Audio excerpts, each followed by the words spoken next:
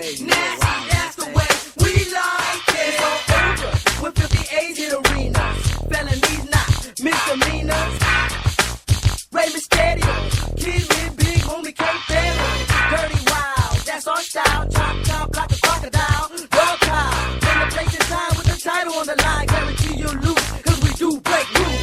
Filthy, dirty, nasty, that's the way we like it. Filthy, dirty, nasty, that's the way we like it. TV screens, limousines, televise the life. Let me hear you scream. And if you like to party and shake that body, state to state, cruise to the heavyweight. 1, 2, 3 count, then we celebrate.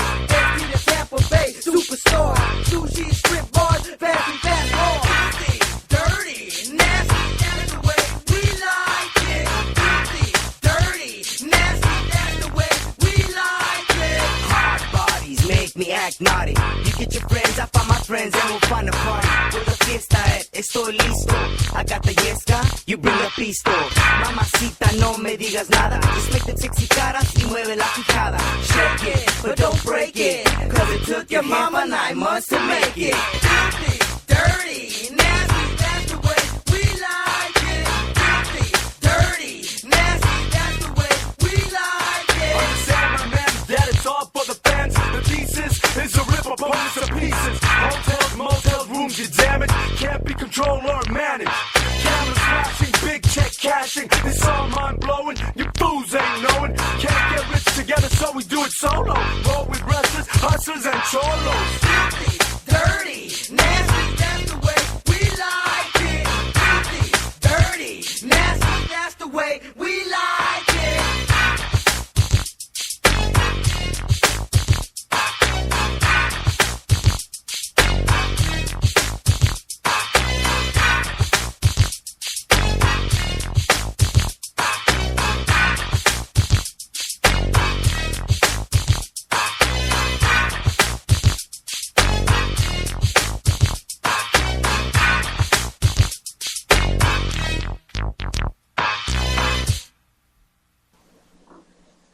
Good afternoon. Happy 4th of July Eve to everyone here in the United States.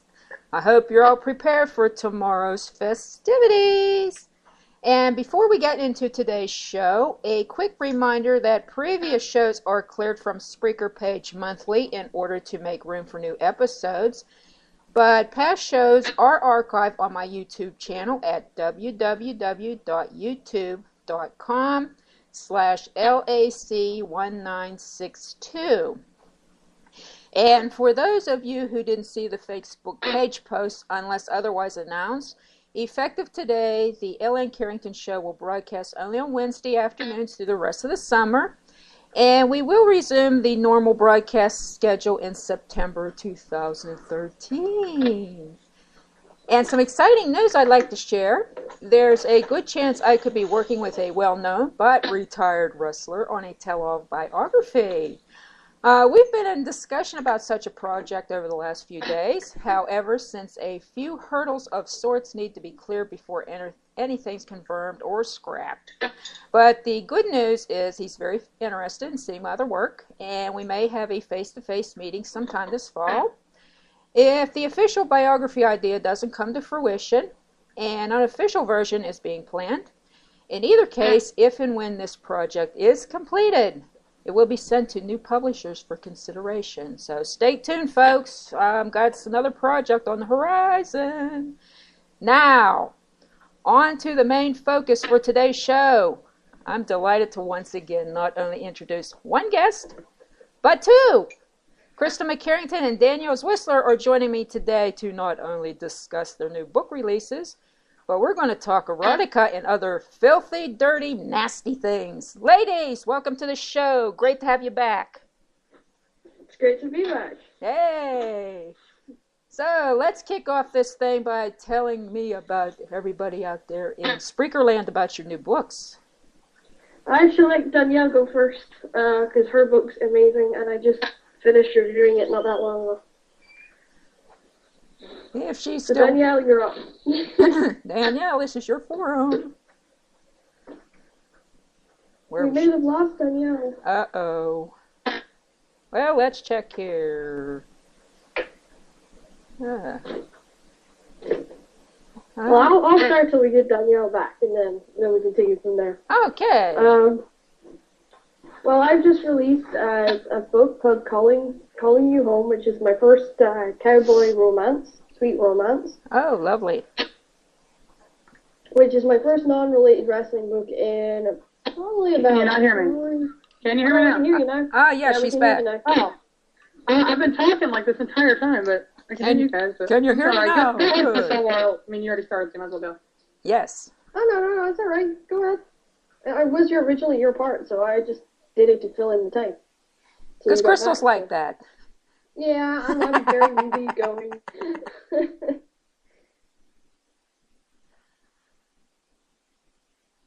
Okay, now what happened? I don't know. I think we lost her again. Oh, goodness. I think this. I'm going to start calling this show Murphy's Law. Anything can go wrong, it will. Yeah, touch wood. Me and Joe were really fine on your show. Oh, yeah, it was great. And then the funny thing was that day, I think we had a thunderstorm coming in, and everything just went smooth. Yeah. It was normally for me and him trying to do Skype interviews and stuff. Either I can't get connected, or he can't get connected, or we both can't be on at the same time. Can you hear me? Yeah, Yep, we can hear you now. we got you now for the moment. Sake. All right. It's not me. I don't know what the heck. Skype. Okay. Can you still hear me? Yes. All right. I have a book that's called The Cowboy's Bride, and it just came out a couple weeks ago. Actually, probably about 3 weeks ago now. And it's a romance, sweet romance. Short, it's a novella.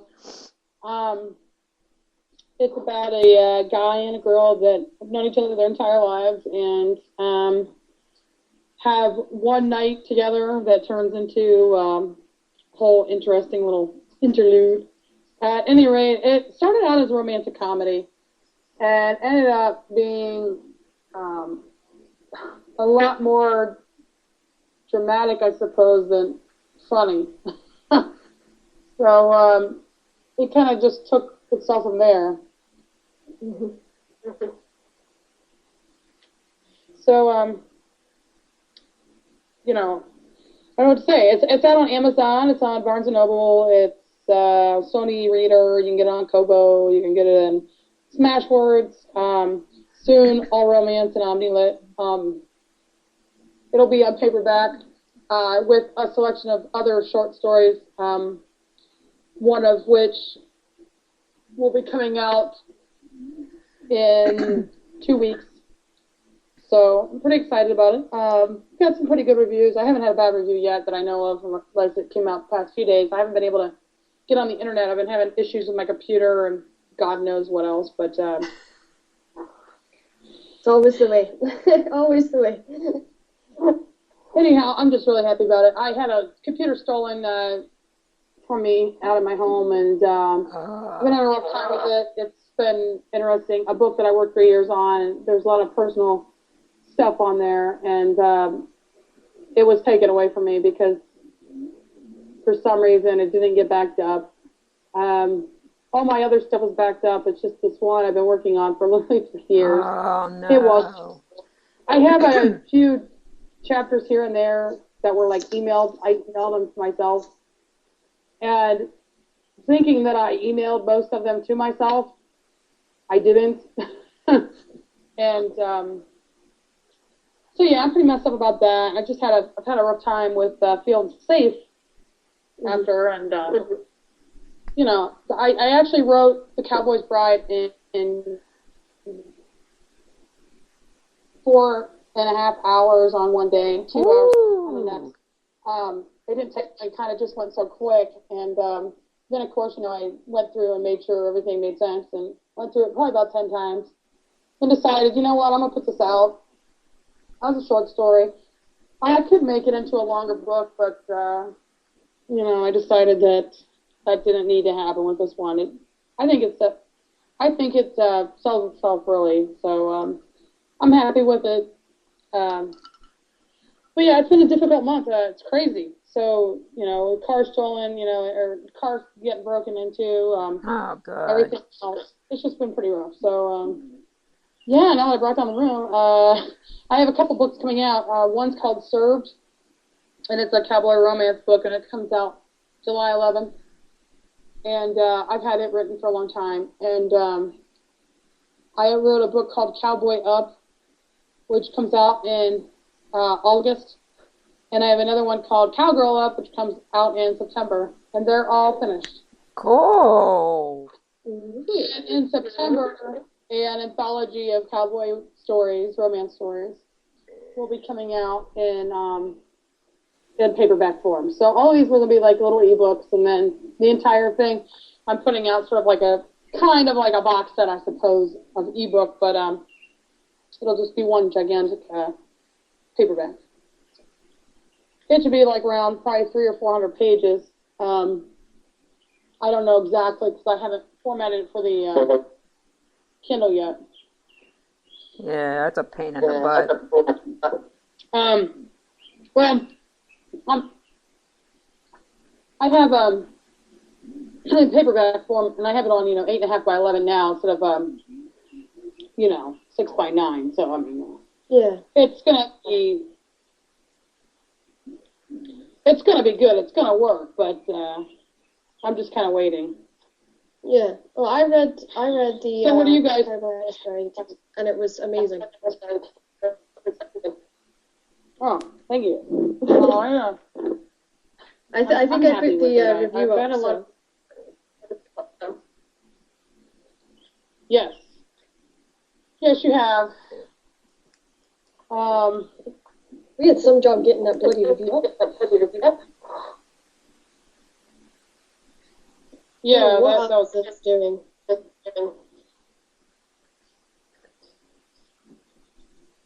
Yeah, it's pretty crazy, like with Amazon, they don't take reviews anymore from authors, and you have no time with that, and so I mean myself, I know I'm not, my reviews aren't showing up. Mm-hmm. Mm-hmm. I think that's great about what I do is I do keep my personal name and my pen name separate. So Amazon can't actually tell between what's authored me and what's actually me, so I get away with posting reviews. That's not really what it is you don't publish anything, you're not self-publishing anything. You're not publishing anything yourself onto the thing, so you're able to leave a thing. I can't because we're a book publishing company, so... Yeah, they're strict. Yeah, so it's not like I have a so that's what I'm kind of waiting for. But anyway, I'm not able to leave any reviews because I publish other people's books. I can't even leave reviews on anything. So yeah, so. Well, see, that's what I kind of like about Barnes & Noble. They're a little more lax about that kind of thing. I mean, most people can leave reviews there.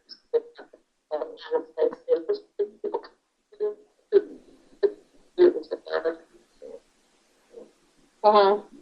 We're getting terrible feedback or something here. Or is that just me? I don't know. I don't know. I find that, I'll get reviews, and then I'll put the book up for free or whatever, a discount it, and then I won't get any reviews at all. That's just me. I don't hear anything. I'm going to hang up because I think it's me. So, Laurie, can you phone me back, and then I'll see if this fixes it. Sure.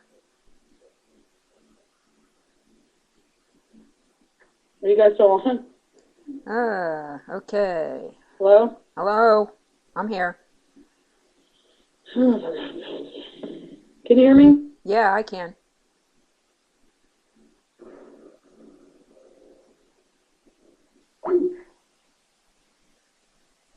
Okay.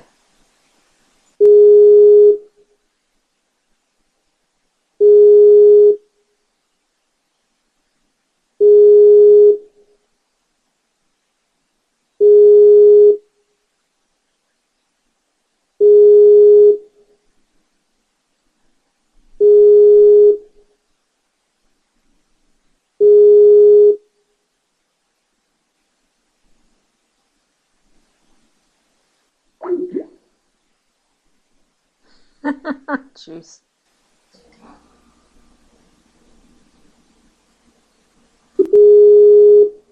Think we lost everybody. Hey. Hey, you're back. Good. Yep. We don't have Danielle. It's just you and me now. Yeah. Now we lost her. Ah. No, I was getting bad feedback, and I thought it was me, and then I was getting it from her side too, and I don't know what was going on. Oh, well, it's gonna be one of those shows. Well, I'll get on and I'll. Oh wait, have we got her back? I think we've got her back. Danielle, you there? Nope, I'm getting busy. All right, I seen her thing pop up there, so I thought that was her back. Well, I read Danielle's book, and I have to give her props. I don't really review many author books generally, because if you review an author's book and you're honest and you're frank about it, and you tell them the truth of what you thought and what you think, 9 out of 10 of them don't really want to hear what you think. They just want you to say, "Oh, it's brilliant," and pat them on the back. So I tend not to do it, but I did it with Danielle. She sent me a copy, and I said, all right, I'll have a read. And I love doing yours because you actually are interested in my feedback and my thoughts. And I haven't read a cowboy book in years that I enjoyed. Like, I've read a few over the last few years, and I hated them, like, completely and utterly. I hated them because they were so cheesy, kind of John Wayne style, but it wasn't as good. Yeah. And I was so iffy about reading another cowboy book, but I thought, right, Danielle's normally really good anyway, so I thought, right, we'll give it a shot. And I've never been more delighted than I did, because the book was just unbelievably good. And what people don't actually realize is before I signed with Danielle, I had looked at her stuff before in detail, and I kind of was enjoying what she was doing and stuff like that. And I decided to write a sweet romance, which I hadn't done in a really long time. I normally, I kind of pigeonholed myself as either an erotica writer or as a wrestling romance writer. And reading her stuff and seeing what her company was about kind of inspired me to go out and do it. And Calling You Home just came out, I think about 2 nights ago. And it's been doing not too bad on the old Amazon. Yeah, I noticed that. But we're getting there with it. And we had some nightmare getting out on Amazon, you've no idea. But we got it out, and it's just had such amazing feedback. People are either enjoying it, either they're buying it. No reviews yet, but I'm sure somebody will post something soon. But to me, it was like my first nail biter in a long time, because a wrestling book I can hide behind and say, oh, well, you probably didn't like wrestling, so it's fine. This I didn't have anything to hide behind. This I had to just be like, okay, I gotta suck it up. If somebody tells me what their honest thoughts are, I gotta take it on the chin this time. So, but it was great. And Joe and me got fantastic news this morning that we are releasing Waking Up His Wife, which is coming out in a couple of weeks with Solace Publishing. And next week we're releasing Norse Gods, The Lover's War, which is my first paranormal romance for a long time. Ooh. And I think me and Danielle are about to release very soon, from what I'm hearing, Marie's World. So I'm on. You can hear me? Yes, finally. Yay, welcome back. Yay, back from the black hole. I'm not having it. Your Skype is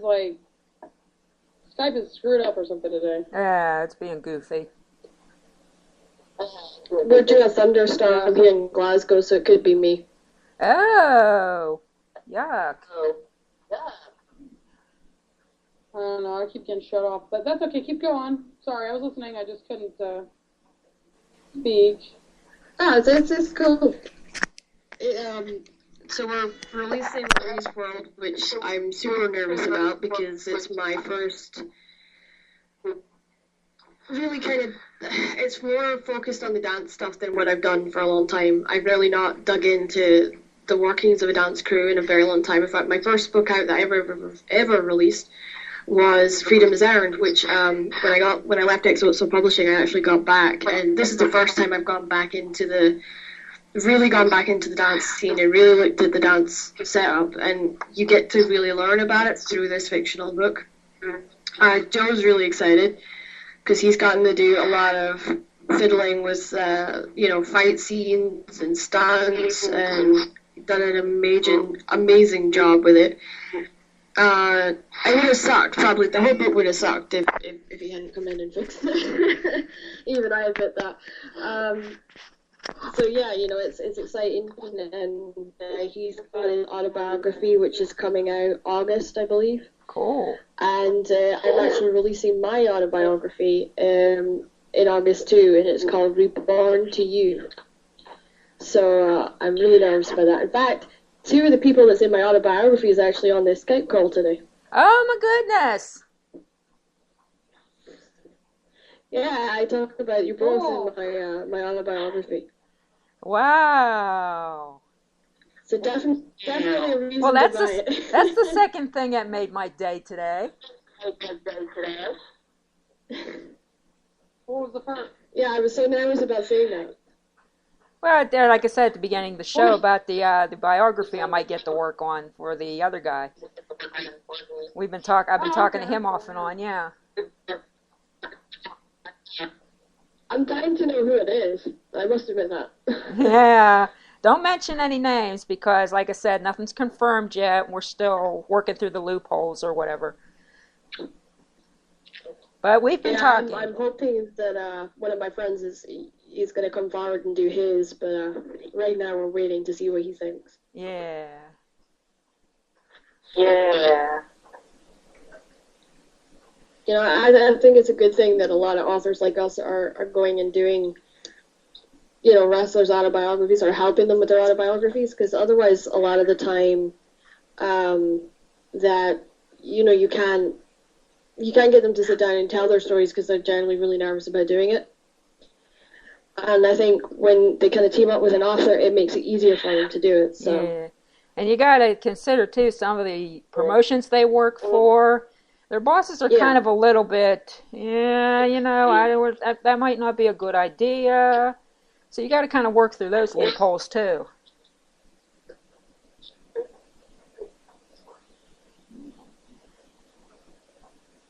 Yeah, I mean, I agree. Like, a lot of them are handcuffed, so when they are working, they're all right if they're working the independents, because I suppose it's not as, they don't have somebody looking over their shoulder saying, oh, you can't say that, or, you can't do that. But I know for the big companies, like I have a couple of friends who do wrestling for, the bigger companies, and they said, wearing handcuffs was the worst thing that they ever did. Because you can't say certain things, you can do certain things. A friend of mine's actually a writer for one of the big companies, and he's seen a lot of things, and even he said it's just, you don't know what goes on there till you're there. And exactly. Then you're shocked. Yeah. Yeah, I kind of heard that same thing from another guy. Yeah. I feel for both. I mean, I feel for the wrestlers up there, and I feel for the writers, and I mean, I know my friend who writes there, he works so freaking hard, and both sides don't understand each other, so, I have sympathy for both sides, but I also think, and it's situations are situations. It's the same, with the backstage guys and the agents, they're under they take a lot of crap, too.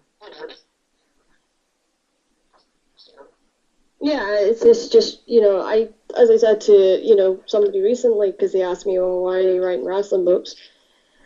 And I said, well, I'm writing wrestling books I'm writing fictional books for wrestlers, because how else are they going to get their opportunities to get their names out there? A lot of them were getting turned away from publishing companies because of their age. Yeah. A lot of publishing companies weren't, talking to them because they hadn't done any writing experience before.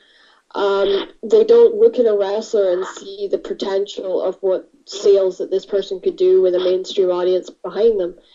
And coming in and working with some of the guys on the fiction and working with what I can with the different people that I've spoken to, they have probably more imagination than I've met in quite a few writers that work our industry. And the thing about them is when you see them promoting and you see them working, like you say, right, okay, you've got to market this book and this is how you need to do it. they get on and they do it, and there's no bitching, there's no complaining, they're not lazy, they get on, they do it, and because they know if they do it, they get paid at the end. Yep. Whereas a lot of authors get so sort of set on, oh, I want to publish a book, that they forget, this is a business. And if you're not earning your publisher money, then your publisher's not going to be able to give you any more, shouldn't be publishing any more of your stuff. If you can't, make sales, then you shouldn't be publishing, is kind of my point. And with them, they do take that really seriously, and you'll see them work so hard. I've never seen anybody work as hard as Joe does. He comes in, I say to him, look, this is the edits we got to do. I can guarantee that edits will be back the same day. I've worked with another author, and I've said, look, we've got to get this edits done. This is the deadline. And the author hands it to me 5 minutes before the deadline. And I'm like, dude, the deadline was for the two of us, Teaching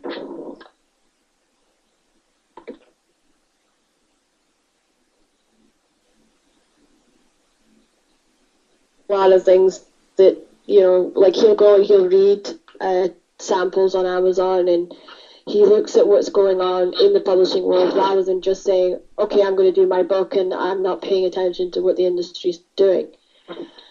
Which is great, because then he does come to me and he asks me, okay, why is this working or why is that not working? And I just think it's just shameful that more publishers aren't helping the wrestlers more than what they are. Unless they're drawing in big money or something. But really, you don't get that with the backstage guys. You don't get it with the indie guys, because apparently they're not going to, quote unquote, draw in money for the publishers. And it's a shame, because, there's a lot of potential there on all of them.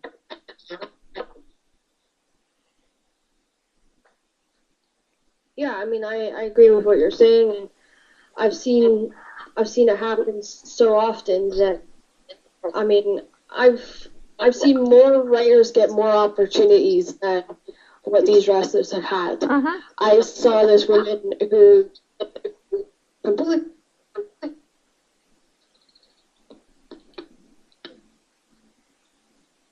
destroyed a book. I mean, literally destroyed a book. Get 4 or 5 contracts. In fact, now signed with a mainstream publishing company. And she's earning a wage off this publishing company. She's getting advances, and she's getting a book published in the mainstream. And her book is still as bad as it was the first day she stepped into the same publishing company as I was. And I know for a fact her book's not selling. Ah. So, it's crazy to see what just now. And I think that, people like me and Joe, Danielle, yourself,